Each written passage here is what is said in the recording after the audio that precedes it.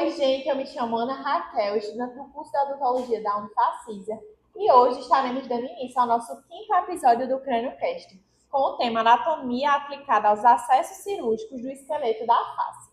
Oi, gente, meu nome é Beatriz, sou estudante da Unifacisa de Odontologia e também sou apresentadora do CrânioCast. Hoje trouxemos uma convidada especialista no tema, Natália. Oi, Natália, tudo bem? Oi, gente, tudo bem? É uma honra estar aqui para falar desse assunto tão importante. E para a gente dar início à nossa conversa, eu queria saber qual a relação da odontologia com os acessos cirúrgicos. Muitas vezes, quando a gente pensa em um dentista, a gente pensa só que o acesso cirúrgico que ele faz é, por exemplo, para fazer uma extração, então, dentro da boca, mas nem sempre é só isso que ele faz, até porque nós temos os profissionais que são bucomaxilofaciais, e eles fazem procedimentos na face, por exemplo, do osso zigomático até a maxila. Eles abordam frontal, abordam diversos ossos que tem na face, o que a gente relaciona assim, que o dentista ele não está ligado só à boca. Não está Restrito à região bucal, tá? Em questão de toda a cabeça, né? Isso. E aí, qual seria a importância do conhecimento da anatomia, né, para a realização de incisões? Isso. A nossa face é dividida em 3 terços, sendo o superior, o médio e o inferior. E muitas vezes a gente sofre um trauma, tem um tumor, tem uma patologia, e a gente precisa tratar, né? Então, por exemplo, se a gente sofrer uma fratura no frontal, a gente não pode simplesmente chegar e fazer uma incisão ali em cima para fazer o tratamento.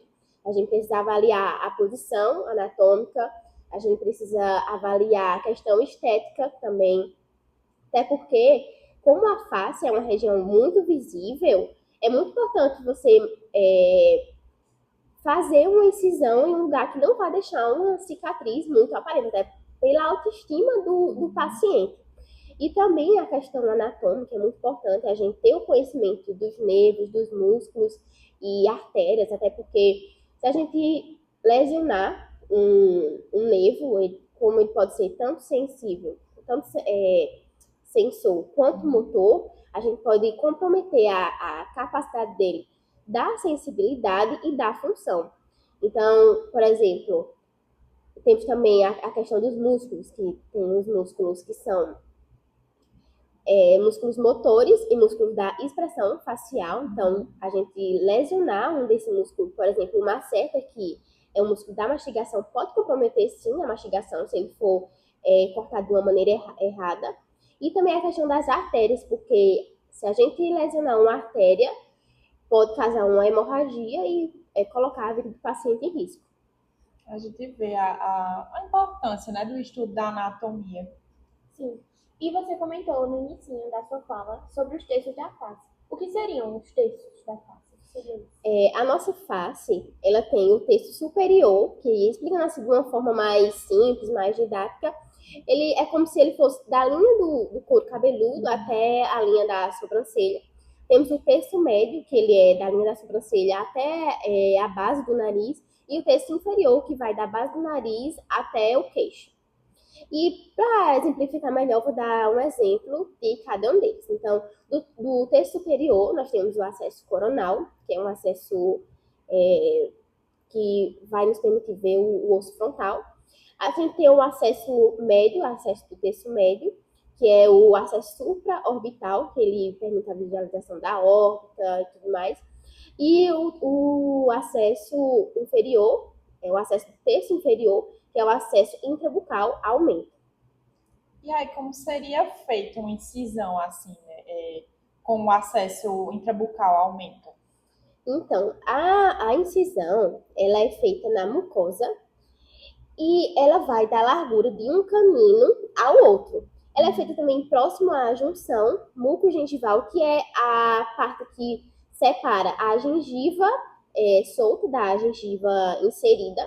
E é muito importante nessa parte, nessa sutura, a gente deixar um espaço entre a gengiva inserida e a gengiva solta, para até poder fazer a sutura quando chegar o fim do procedimento. Porque se a gente fizer muito rente a gengiva inserida, quando a gente for fazer a sutura, vai ficar muito difícil. Então, a gente tem que deixar um pouco de espaço também para isso. Então, a gente faz esse corte e no começo ele vai pegar só a mucosa, depois ele é aprofundado até chegar ao instrumento e até chegar ao periósteo. Depois que ele chega no periósteo, vai fazer, vai elevar os retalhos e ali você vai fazer o procedimento que você está querendo fazer, seja uma fratura, seja a retirada de um tumor ou algo assim.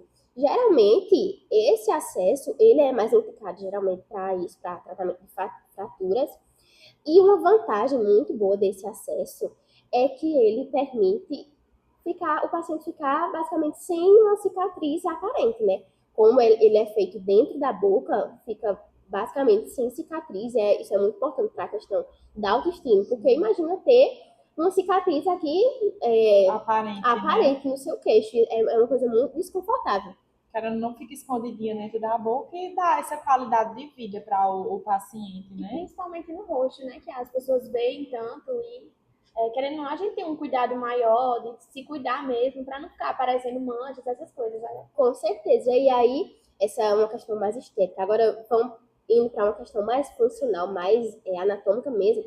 Nessa região, a gente tem que ter muito cuidado para não lesionar o nervo mental, que ele é um nervo que é o ramo do V3, e ele surge do forame mental e ele leva alguns dentes, como o primeiro e o segundo pré-molar. Então, é muito importante esse conhecimento para não lesionar esses dentes. E se ocorrer de ter uma lesão, o paciente ele pode ficar sem a sensibilidade do lábio inferior e também do mento, que no caso é o queixo. Você comentou que tem alguns tipos de incisão, falou sobre duas, né? E eu fiquei na dúvida, fiquei assim curiosa sobre a supraorbital. Se tem algum cuidado específico para essa incisão? Pronto. A incisão supraorbital, ela é muito conhecida por não possuir, em comparação às outras, né? Porque às vezes a gente tem uma incisão que você tem perto ali artérias, muitos nervos e veias, você precisa ter realmente um cuidado, assim, enorme com ela. Esse acesso, ele é considerado um acesso mais de boa, porque ele não tem tantas estruturas anatômicas tão importantes. Claro que tem, cada uma tem sua importância, mas assim, que vai gerar uma consequência tão grande, ali ele não tem. E deve ter cuidado, né, é apenas uma questão estética, porque nesse acesso a gente vai... O corte ele é feito aproximadamente uns 2 centímetros abaixo da sobrancelha e ele segue o seu contorno. E aí, depois que isso ocorre, vai se aprofundar até a incisão, até chegar no músculo orbicular do olho, que é esse músculo que envolve o nosso olho. Aí a gente, quando chegar ao músculo, vai aprofundar mais um pouco, vai chegar no periósteo. Aí eleva os retalhos, faz o procedimento necessário que você vai fazer. Geralmente, esse acesso ele é utilizado para o tratamento de fraturas no osso frontozigomático, na parte frontozigomática, na verdade, que é a junção do osso frontal com o zigomático. Porque se a gente for parar para pensar, é um osso que ele é bastante lesionado. Se você for parar para pensar numa briga, onde que geralmente as pessoas dão mais murro? Verdade. Nessa parte. Então, ele também não é um osso muito largo, querendo ou não, que fica aqui na nossa lateral, e geralmente ele sofre muita pancada. Então, a maioria dos acessos que a gente faz, esses acessos é realmente para tratar essa parte. E respondendo a pergunta de Bia, a gente deve ter o cuidado, porque como é próximo à sobrancelha, se a gente fizer um corte que chegue no cabelo da sobrancelha, ele pode crescer desregular ou então nem chegar a crescer, ficar como uma cicatriz mesmo. Sim. E aí, querendo ou não, É a é, questão estética, é né? muito ruim para a parte estética. Entendi. E já falei sobre o acesso orbital aumento, já falei sobre o supraorbital, agora vamos para o terço superior da face. E eu peguei um acesso que eu acho muito interessante, que é o acesso coronal. Esse acesso, geralmente, ele é utilizado para fraturas no osso frontal, esse osso aqui da nossa testa. Esses acidentes que ocorrem com o osso frontal, que é preciso fazer essas incisões, são decorrentes de muitos acidentes, como acidentes automobilísticos, as pessoas andam de moto, muitas vezes não usam capacete. Aí tem realmente a fratura desse osso. E às vezes também por arma branca ou arma de fogo, geralmente tem bastante. Aí esse acesso é feito, é utilizado apenas pelo o bucomaxilo? Não, justamente por ser uma área muito sensível, né? A nossa. Aqui que vai. O osso frontal, querendo ou não, ele tem uma ligação com o nosso cérebro. Dependendo da gravidade da situação, primeiro o neurocirurgião ele vai fazer ali a parte dele pelo acesso também, e depois o bucomaxilo. Então, nem sempre é apenas o bucomaxilo que vai fazer essa incisão, dado a questão anatômica mesmo, né? Porque como é próximo ao cérebro, então é como se fosse Então, não uma passa em coisa um se visse. conjunto, né? Isso. E também, uma vantagem muito, muito boa desse acesso é que ele também não deixa cicatriz.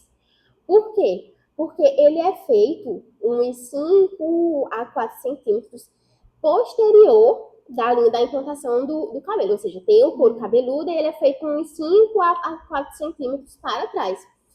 E é uma coisa muito boa, porque o cabelo meio que cobre, né? Quando vai ter o nosso dia a dia normal, então não é uma coisa que fica aparente.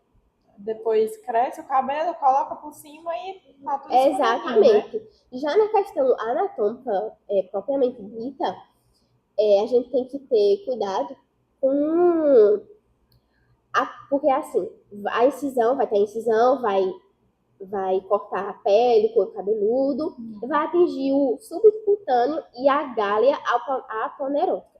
Entre o subcutâneo e a gália aponerótica existem artérias. É muito importante a gente ter um cuidado com essas artérias também. Quando a gente for realizar a cirurgia, a gente realizar uma sutura ou camplear, que no caso é como se fosse segurar a artéria para não ter muita passagem ali, exatamente para a gente conseguir fazer a cirurgia. Porque como que a gente vai conseguir tratar uma fratura, colocar uma placa, um parafuso, com o sangue passando ali? A gente não consegue ter uma boa visualização. Então, essa parte é muito, muito importante. E também, se a gente quiser ter uma amplitude da visualização, a gente também pode fazer uma incisão na face do músculo temporal. Esse músculo fica próximo ao que fica na mesma posição do osso temporal, que também é próximo ao osso frontal. E a gente faz a incisão, eleva os retalhos, faz o procedimento cirúrgico que foi solicitado, e depois a gente faz a sutura. É muito importante essa questão da sutura, a gente ir fazendo a sutura, por exemplo, a gente tem o músculo, se faz a sutura no músculo, tem a pele, faz a sutura na pele. Uma sutura por camada, né? Como se fosse isso para ajudar na reabilitação mesmo. Às vezes, por exemplo, a gente no acesso, existem muitos acessos que a gente faz, a gente corta o músculo e a gente tem que juntar ele novamente. Não é importante só juntar a pele, a gente tem que lembrar que além da pele, tem por baixo exatamente, também, tem certas camadas por baixo. Então, depois a gente finaliza, faz as suturas e é um acesso realmente bastante utilizado, e a gente vê assim a importância da anatomia nele, né? Porque imagina a gente,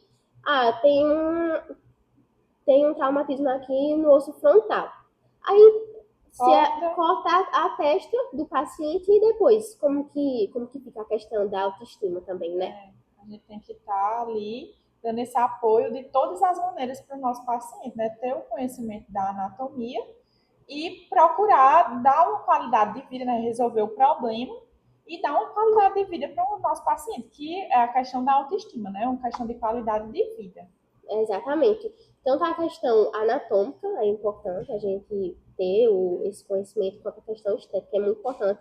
Essas dois lados da odontologia andam realmente um do lado do outro. Cada um tem a sua devida importância. E eu fiquei com uma dúvida. Se não suturar o músculo também tem algum problema? Pronto. Para a gente suturar, se a gente não suturar o músculo, por exemplo, a gente tem aqui o músculo, o músculo mental, que é esse músculo aqui do meio. A gente faz uma incisão nesse músculo, a gente corta ele no meio, e se a gente não sutura, ele fica com uma aparência um pouco para fora, sabe? Até porque se a gente for pensar, tem a questão da gravidade e tudo mais. Então, é sempre importante colocar os músculos na posição anatômica deles. Se eles são desse jeito, é porque tem um motivo, não é mesmo? Então, é a mesma coisa da gente pegar aqui o músculo orbicular da boca e a gente fazer um corte no meio e deixar aberto. Aquela questão, né? Encontrou de um jeito, tem que deixar deixar do mesmo jeito, ou pelo menos próximo. Exatamente, a gente tem que pensar também na questão funcional das coisas. Entendi. E aí, Natália, tem alguma coisa que a gente faltou perguntar, alguma curiosidade, algo a mais que você queira acrescentar? Tudo certo.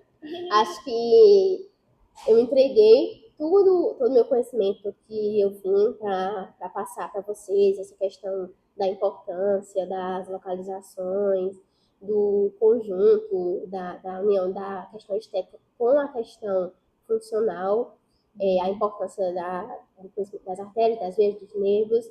E, para mim, uma experiência enriquecedora, tá? Aqui, espero ter passado, espero que vocês tenham